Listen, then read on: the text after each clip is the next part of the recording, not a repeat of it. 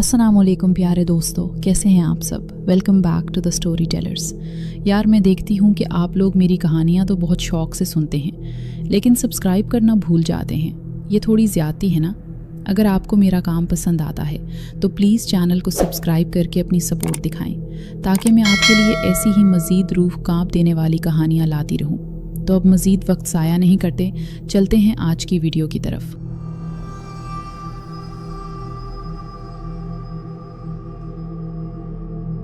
अस्सलामुअलैकुम दोस्तों, मेरा नाम मुदस्सिर है और मैं कराची का रिहायशी हूँ। मुझे बचपन ही से खौफनाक किस्से और कहानियाँ सुनने का बहुत शौक़ रहा है।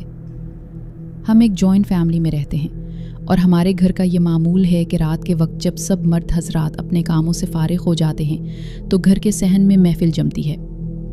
इसी महफिल में मेरे चचा, ताया और दीगर बड़े अपनी ज़िंदगी के कोई ना कोई सच्चे और खौफनाक वाक़यात सुनाते हैं। आज जो किस्सा मैं आपको सुनाने जा रहा हूँ, ये मेरे चचा सलीम की ज़िंदगी का एक इंतहाई इबरतनाक वाक़या है, जो मेरी दादी के इंतकाल के वक्त पेश आया। जब मेरी दादी का इंतकाल हुआ तो मेरे चचा सलीम इस सदमे को बर्दाश्त ना कर सके। उन्हें किसी सूरत सब्र नहीं आता था और वो इस गम में इस कदर निढाल थे कि उन्होंने रोज़ाना दादी की कब्र पर जाना शुरू कर दिया। वो रोज़ दोपहर को पापूश नगर के कब्रिस्तान जाते और वहाँ घंटों अकेले बैठकर दादी की कब्र से बातें करते रहते। वो अक्सर मगरिब के बाद जब अंधेरा छा जाता तब घर वापस लौटते। घर वालों और ख़ानदान के बहुत से लोगों ने उन्हें समझाया कि इस तरह रोज़ाना कब्रिस्तान जाना और वहाँ अंधेरे तक रुकना ठीक नहीं है, लेकिन वो किसी की नहीं सुनते थे। एक रोज़ मेरे वालिद फातिहा पढ़ने कब्रिस्तान गए तो वहाँ के गोरकन ने मेरे अब्बू को रोक कर कहा, आप सलीम साहब को समझाएं कि वो यहाँ रोज़ाना इस तरह ना आया करें और ख़ास तौर पर अंधेरे के वक्त यहाँ से जाना मुनासिब नहीं है। अबू ने इसे जवाब दिया कि हमने अपनी तरफ से बहुत समझा कर देख लिया है, अब अल्लाह ही उन्हें सब्र दे तो शायद वो मान जाएं। ये सिलसिला एक हफ्ते तक यूं ही चलता रहा। दूसरे हफ्ते की तीसरी शाम, जो कि जुमा का दिन था, चचा मामूल के मुताबिक फूल लेकर कब्र पर जा बैठे। चचा बताते हैं कि इस शाम कब्रिस्तान में गैर मामूली खामोशी थी। उन्हें महसूस हो रहा था कि जैसे कोई अनजाना डर उनके दिल को मुट्ठी में ले रहा है और तबीयत में अजीब सी घबराहट हो रही थी। हुआ की आवाज़ तेज़ थी और दरख्तों के साए लरस रहे थे। उन्होंने सोचा शायद मौसम ख़राब है और बारिश होने वाली है, इसलिए अंधेरा होने से पहले ही वो वापसी के लिए खड़े हो गए। चचा कहते हैं कि जैसे ही उन्होंने वापसी के लिए कदम बढ़ाए, उन्हें महसूस हुआ कि कोई उनके पीछे पीछे चल रहा है। उन्होंने मुड़कर नहीं देखा, लेकिन कदमों की चाप मुस्तकिल उनका पीछा करती रही, यहाँ तक कि वो कब्रिस्तान के गेट से बाहर निकल आए। घर पहुंचकर उन्होंने खुद को तसल्ली दी कि शायद ये घर वालों की कोई चाल है, ताकि वो डर कर कब्रिस्तान जाना छोड़ दें। अगले दिन हफ्ते की शाम थी। जब वो वहाँ बैठे थे तो हल्का हल्का अंधेरा छाने लगा। अचानक एक काला बिल्ला उनके सामने आकर बैठ गया और साकित होकर उन्हें घूरने लगा। चचा ने उसे भगाने के लिए पत्थर मारा, लेकिन वो टिस से मिस ना हुआ। वो बिल्ला अंधेरे में इस कदर खौफनाक लग रहा था कि चचा की हिम्मत जवाब देने लगी। उन्हें अपना सर भारी महसूस होने लगा और हलक में जैसे कांटे चुभने लगे। जब वो उठकर गेट की तरफ चले तो वो बिल्ला भी उनके पीछे चलने लगा। चचा ने गौर किया कि ज़मीन पर पड़ने वाला उस बिल्ले का साया अचानक गायब हो गया है, लेकिन कदमों की आवाज़ अब भी आ रही थी। वो तेज़ी से वहाँ से निकले और घर पहुँचे। घर पहुँचकर जब उन्होंने ये बात बताई तो मेरे ताया ने उनके चेहरे को देखकर कहा, सलीम, जब से तुमने रोज़ कब्रिस्तान जाना शुरू किया है, तुम्हारे चेहरे पर सियाह धब्बे पड़ गए हैं और तुम बरसों के बीमार लगने लगे हो। कुछ दिन बाद चचा दोबारा गए, लेकिन इस बार जैसे ही वो कब्र के पास बैठे, उन्हें शदीद घबराहट होने लगी। वही काला बिल्ला फिर उनके सामने था, जो उन्हें मुस्तकिल घूर रहा था। चचा फौरन उठे और तेज़ कदमों से बाहर की तरफ भागे। वो कहते हैं कि कभी उन्हें पायलों की छिन छिन सुनाई देती, कभी किसी जानवर के चलने की आवाज़ और कभी भारी कदमों की चाप। खौफ का वो आलम था कि बयान से बाहर है। अचानक एक बहुत ही मीठी और रसीली आवाज़ आई, सलीम, सलीम। चचा कहते हैं कि इस आवाज़ में न जाने क्या जादू था कि वो अपने कदम ना रोक सके और मुड़कर देखने पर मजबूर हो गए।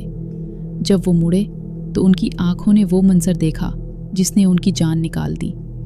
پیچھے ایک بڑے درخت پر لمبوں بالوں والی ایک عورت الٹی لٹکی ہوئی تھی۔ اس کی شکل اس قدر بھیانک اور ڈراؤنی تھی کہ چچا وہی بے ہوش کر گر پڑے۔ قبرستان میں کسی راہگیر نے انہیں اس حال میں دیکھا تو گھر پہنچایا۔ چچا 3 دن تک بے ہوش رہے اور انہیں ایسا شدید بخار چڑھا جو اترنے کا نام نہیں لے رہا تھا۔ جب ایک مولوی صاحب کو بلا کر دکھایا گیا تو انہوں نے بتایا کہ ان کے پیچھے ایک چیز لگ گئی ہے جو ان پر عاشق ہو گئی ہے۔ تقریباً 1 مہینے تک ان کا علاج چلا۔ اس دوران وہ کالا بلّا اکثر ان کے کمرے کی کھڑکی کے پاس بیٹھا نظر آتا تھا۔ جب علاج مکمل ہوا تو وہ بلّا بھی غائب ہو گیا اور چچا کی طبیعت بھی سنبھل گئی۔ اس واقعے کے بعد چچا نے پھر کبھی اکیلے قبرستان جانے کی ہمت نہیں کی۔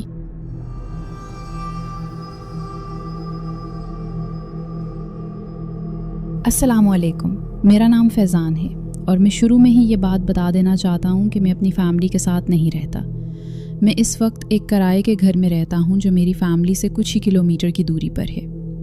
یہ شاید آپ میری اسٹڈی کی وجہ سے کہہ لیں یا کوئی اور مسائل کی وجہ سے، لیکن میں اپنے گھر والوں کے ساتھ نہیں رہتا۔ میری ماں اور بھائی ایک ہاؤسنگ سوسائٹی میں رہتے ہیں اور میرے والد ابھی ملک سے باہر کام کر رہے ہیں۔ میرا بھائی ایک ذہنی بیماری کا شکار ہے جو کبھی کبھی اسے ناقابل پیش گوئی بنا دیتا ہے۔ وہ ابھی اسکول میں ہے جو معاملات کو اور بھی مشکل بنا دیتا ہے۔ پچھلے سال جب میری فیملی نے نیا گھر شفٹ کیا تھا تو میری ماں نے وہاں عجیب چیزیں محسوس کرنا شروع کر دی تھی۔ گھر میں شفٹ ہونے سے پہلے میری ماں اور میری ماں کی کچھ دوستیں گھر صاف کرنے کے لیے گئی تھیں۔ جب وہ صاف صفائی کر رہے تھے تو انہوں نے دیکھا کہ ہر دروازے کے اوپر ایک عجیب سی سرخ رنگ کی 3 کونے والی سٹیکر لگی ہوئی ہے۔ شروع میں انہوں نے اس بات کو مذاق میں اڑا دیا، مگر میری ماں کے دل میں عجیب سی بے چینی رہنے لگی تھی۔ جب ان سٹیکر کو ہٹا دیا گیا تو ماں کو محسوس ہوا کہ جیسے کوئی بڑی غلطی کر دی ہو انہوں نے۔ اسی وقت پنکھوں نے خود بخود چلنا اور بند ہونا شروع کر دیا تھا۔ میری ماں نے جسے ہائر کیا تھا، یعنی ایک پینٹر جو گھر میں پینٹ کر رہا تھا، وہ گھر کے اندر اکیلا دیواریں پینٹ کر رہا تھا جب میری ماں کھانا لینے کے لیے باہر گئی ہوئی تھی۔ جب وہ واپس آئے تو انہوں نے دروازہ نوک کیا لیکن کوئی جواب نہیں آیا۔ پھر انہوں نے پینٹر کو میسج بھیجا کہ وہ واپس آ چکی ہیں۔ کچھ دیر بعد ان کو ایک عجیب سا جواب ملا، بس رک جاؤ۔ یہ جواب نہ صرف بدتمیزی تھی بلکہ بہت عجیب بھی لگا۔ ماں نے سوچا کہ شاید وہ واش روم میں ہوگا۔ کچھ دیر بعد جب ماں نے پھر نوک کیا تو اس نے دروازہ کھول دیا۔ جب وہ نکلنے لگا تو ماں نے کیجول طریقے سے پوچھا کہ کیا اس نے پہلے نوک کی آواز نہیں سنی تھی، اور جو میسج انہوں نے اس کو بھیجا تھا انہوں نے اس کے بارے میں بھی پوچھا۔ اس پینٹر نے حیرت سے کہا، میں نے تو آپ کو کوئی رپلائی نہیں دیا اور مجھے نوک کی آواز بھی نہیں سنائی دی۔ میں اپنے موبائل پر میوزک چلا کر پینٹ کر رہا تھا۔ ماں کے رونگٹے کھڑے ہو گئے۔ اس گھر میں اگلا واقعہ تب ہوا جب پوری طرح سے اس کی رینوویشن مکمل ہو گئی تھی۔ ماں اپنی ایک دوست کے ساتھ وہاں پہنچے مگر دروازہ کھل ہی نہیں رہا تھا۔ وہ دونوں مل کر زور لگانے لگی اور پھر اچانک دروازے کے دوسری طرف سے 3 بار نوک کی آواز آئی، جیسے وہاں سے کسی نے زور سے 3 بار دروازہ کھٹکھٹایا۔ جب انہوں نے زور لگا کر دروازہ کھولا تو اندر کوئی بھی نہیں تھا۔ پڑوسیوں سے اس کے بارے میں کچھ پتہ چلا کہ اس سے پہلے جو فیملی یہاں رہتی تھی وہ زیادہ دیر نہیں ٹک سکی تھی یہاں پر۔ گھر میں عجیب و غریب اور نہ سمجھنے والے واقعات روز ہوتے رہتے تھے۔ جب ماں اور بھائی نے وہاں رہنا شروع کیا تو پیرا نارمل ایکٹیویٹیز اور زیادہ بڑھ گئیں۔ گھر میں جو بھی تھا وہ میرے بھائی میں کچھ خاص دلچسپی لینے لگا تھا۔ وہ اکثر سنتا تھا کہ کوئی اسے نام لے کر بلا رہا ہے، جیسے کوئی اسے اپنی طرف کھینچ رہا ہو۔ یہ سب ابھی بھی چل رہا ہے۔ کچھ اور عجیب باتیں جو گھر میں ہوتی ہیں۔ گھر کی چیزیں اپنی جگہ سے غائب ہو جاتی ہیں یا ادھر ادھر ہو جاتی ہیں۔ پانی کے نلکے خود بخود چلنا شروع ہو جاتے ہیں۔ چھت پر سے رات کو عجیب عجیب سی آوازیں سنائی دیتی ہیں۔ دیواروں پر بلا وجہ خراشیں پڑ جاتی ہیں۔ ماں کا صبر اب جواب دے چکا ہے۔ وہ اس بھوت بنگلے سے نکلنے کا ارادہ کر چکی ہیں، لیکن مجھے ڈر ہے کہیں یہ نکلنا کسی اور برے واقعے کا سبب نہ بن جائے۔ جو بھی میرے بھائی کو ٹارگٹ کر رہا ہے، شاید وہ اب اس سے صرف کھیل نہیں رہا، شاید اب وہ اپنی اصلی چال چلنے والا ہے۔ یہ تھا میرا واقعہ جو میں آپ کے ساتھ شیئر کرنا چاہتا تھا۔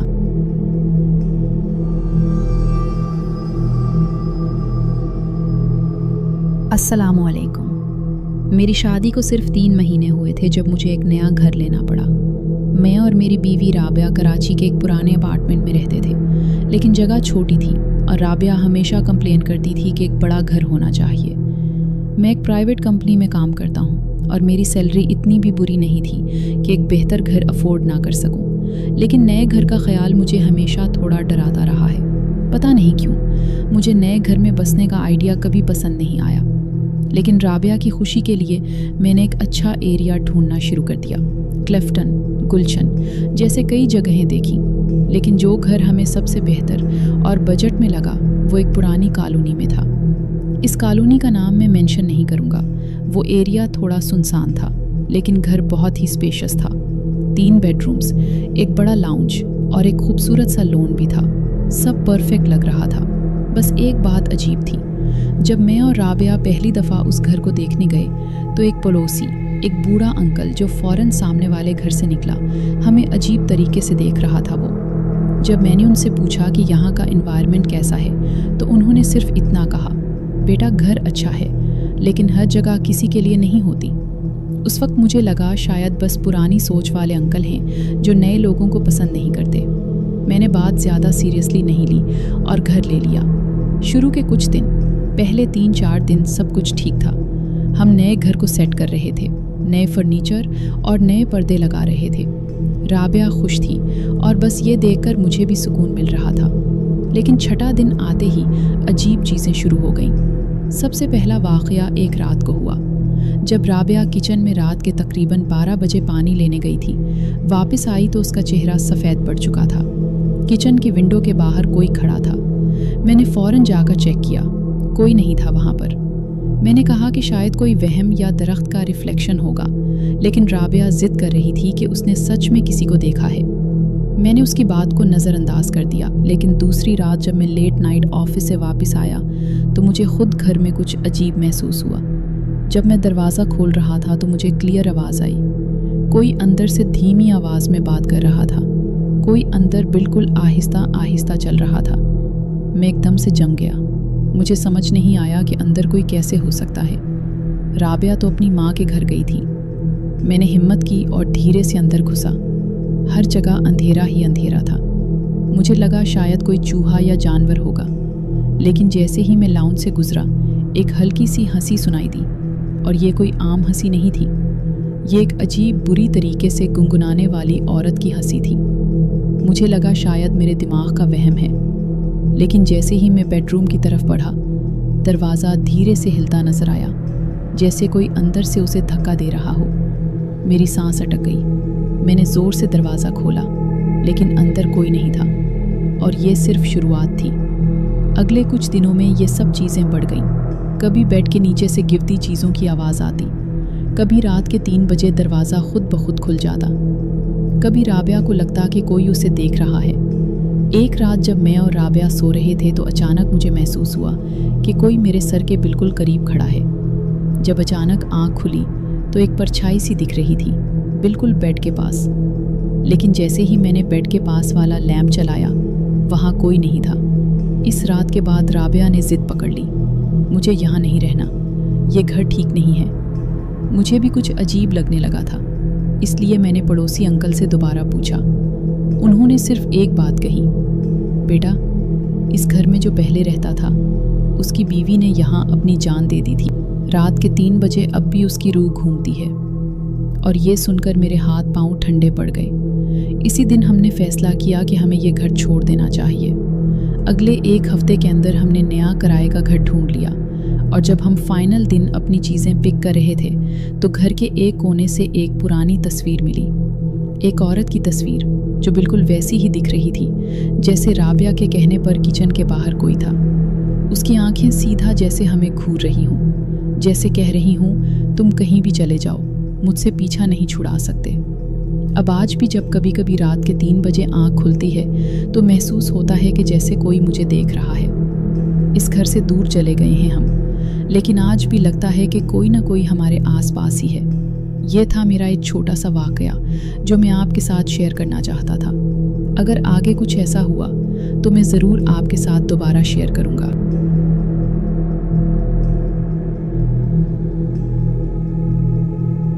تو دوستو یہ تھیں آج کی ہارر سٹوریز. امید ہے کہ آپ کو پسند آئی ہوں گی. ویڈیو کو لائک کر کے ہمیں سپورٹ کریں اور چینل کو سبسکرائب کر کے ہمیں کامنٹس میں بتائیں کہ اگلی کہانی کس موضوع پر سننا چاہتے ہیں. اپنا اور اپنے گھر والوں کا بہت خیال رکھیں. ملتے ہیں اگلی ویڈیو میں. اللہ حافظ.